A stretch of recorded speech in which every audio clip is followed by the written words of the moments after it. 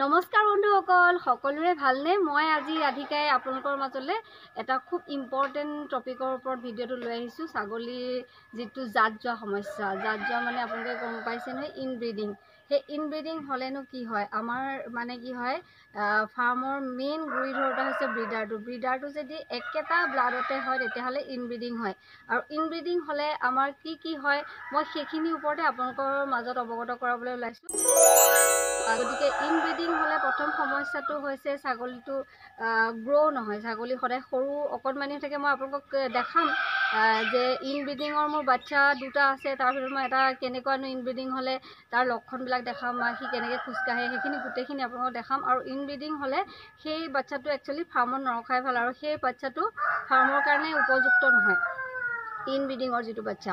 গতিকে ইনব্ৰিডিঙৰ সদায় বাচ্চাটো কি হয়, অকণমান অগলা পগলা হয়, আৰু তাৰ মানে শাৰীৰিক যিটো গঠন সেইটো খুব সোনকালে গ্ৰ' নহয়, আৰু সি যিখিনি খাদ্য সেইখিনিও হজম কৰিব নোৱাৰে। তাৰ চকুৰ পৰা ফেচকুৰি ওলাই থাকে, আৰু ভৰিবিলাক চিয়া হয়, আৰু এইবিলাক মানে তেহেঁতৰ খুৰা থাকে, খুৰাবিলাক এনেকৈ আগলৈ বাঢ়ি যায়, আৰু ভালকৈ খোজকাঢ়িব নোৱাৰে।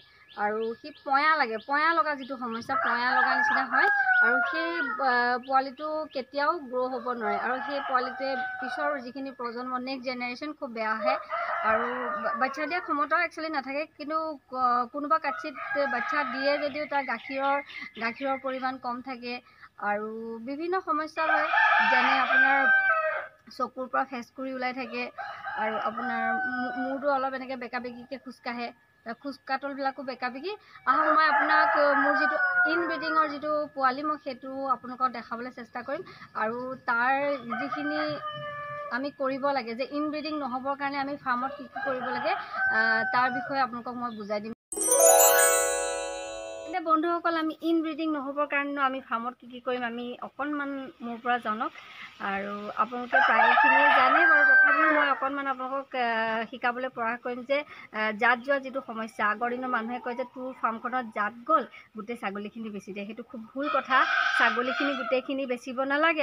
আমি কি কৰিব লাগে, যিটো ব্ৰিডাৰ সেইটো আমি চেঞ্জ কৰিব লাগে। একচুৱেলি কয় যে 5 বছৰৰ মূৰে ব্ৰিডাৰটো চেঞ্জ কৰিব লাগে। একচুৱেলি সেইটো নহয়, সদায় ফাৰ্মত 2টা বা 3টা ব্ৰিডাৰ থাকিব লাগে, যাতে নিজৰ জীয়েকৰ লগত তাৰ সম্বন্ধ নহয়, নিজৰ মাকৰ লগত তাৰ সম্বন্ধ নহয়, নিজৰ ব্লাডৰ লগত সম্বন্ধ হ'লে ইনব্ৰিডিং হয়। সেইকাৰণে আমি কি কৰিব লাগে, আমি যদি 2টা ব্ৰিডাৰ ৰাখোঁ, মানে আমি যদি 2টা ব্ৰিডাৰ ৰাখোঁ, তেতিয়াহ'লে কি হয়, ইনব্ৰিডিঙৰ সমস্যাটো একদম সম্পূৰ্ণ নাইকিয়া হৈ যাব। আৰু ব্ৰিডাৰকেইটা খুব সুস্থ সবল আৰু খুব ধুনীয়া হ'ব লাগে।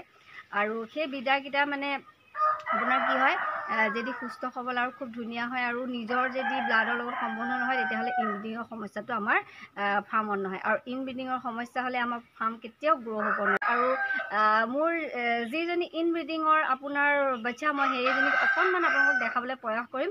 আহক, মই মোৰ যিজনী ইনব্ৰিডিঙৰ ছাগলী সেইজনীক অকণমান দেখাম আপোনালোকৰ মাজত। সেইজনী একচুৱেলি এতিয়া আপোনাৰ 6 মাহ হৈ গ'ল, কিন্তু 6 মাহত কোনো ধৰণৰ গ্ৰ' একেবাৰে হোৱা নাই। কিন্তু তাইৰ পাছৰ যিখিনি জেনেৰেশ্যন, নেক্সট যিটো জেনেৰেশ্যন, সেইখিনি এতিয়া বেছিয়ে দিলোঁ, কিন্তু তাইক এতিয়া বেচিব পৰা হোৱা নাই। গতিকে আহকচোন, মোৰ ভিডিঅ'টোৰ মাজেৰে মোৰ যিটো ইনব্ৰিডিঙৰ বাচ্চা হৈছিলে, মই নজনা দুখতে হৈছিলে। একচুৱেলি নিশা তাই হিট অহাৰ কাৰণে মই গম নাপালোঁ। সেইটো কাৰণে সদায় আমি কি হয়, হিট আহোঁতে আমি চাব লাগে যে নিজৰ ব্লাডৰ লগত মানে সম্বন্ধ হৈছে নে। সেইকাৰণে আমি সেইটো খুব মানে আমি সেই সমস্যাটো আমি ফাৰ্মত কেতিয়াও হ'বলৈ দিব নালাগে, নহ'বা আমাৰ ফাৰ্মখন কেতিয়াও আগবাঢ়ি যাব নোৱাৰে। ঠিক আছে বন্ধুসকল, আহকচোন চাওঁ আমাৰ মুনুকণনো কেনেকৈনো ইনব্ৰিডিং হ'ল, বা মুনুকণৰনো কি সমস্যা আমি চাওঁ।